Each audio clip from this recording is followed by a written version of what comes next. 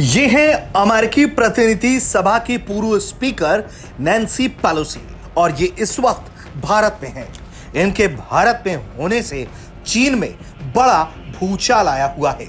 ये भूचाल क्यों है, आपको जब अगली तस्वीर दिखाएंगे तो समझ आ जाएगा। ये वो तस्वीरें हैं जिसने चीन में भूचाल ला दिया है।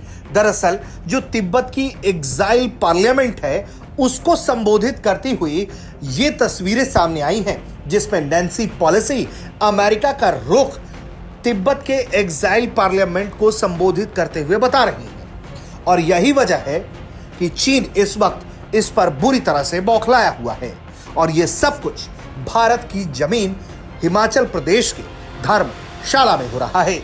नैन्सी पेलोसी के दौरे के ऐलान के बाद से उनके दौरे पर आने तक चीन में इस वक्त लगातार टीका टिप्पणियां जारी हैं। चीन लगातार इस दौरे पर आपत्ति जता रहा है, लेकिन अमेरिका लगातार इन चीनी टिप्पणियों को धता बताते हुए अपने तय कार्यक्रम के मुताबिक अपना काम कर रहा है। सिर्फ नैन्सी पेलोसी ही इस दौरे पर नहीं पहुंची हैं, उनके साथ इस प्रतिनिधिमंडल में विदेश मामलों की समिति के सदस्य भी हैं और इंडो पैसिफिक पर विदेशी मामलों की जो उप समिति के सदस्य हैं वो भी यहां पहुंचे हुए हैं। ये सभी लोग इस दौरे को लेकर बहुत उत्साहित हैं। ये 2 दिनों का दौरा चीन पर भारी पड़ता हुआ जा रहा है।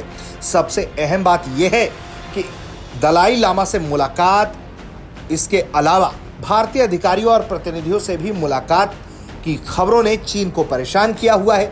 अमेरिकी प्रतिनिधिमंडल का दलाई लामा से मुलाकात ऐसे वक्त पर हो रहा है जब अमेरिकी सीनेट ने हाल ही में तिब्बत को लेकर एक नए बिल को मंजूरी दी।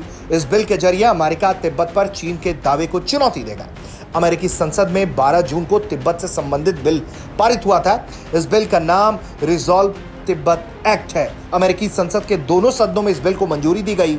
इस बिल के तहत तिब्बत को लेकर चीन के फैलाए दुष्प्रचार से निपटने में मदद भी मिलेगी। उनके इसी कदम के बाद से चीन पूरी तरह से तिलमिलाया हुआ है।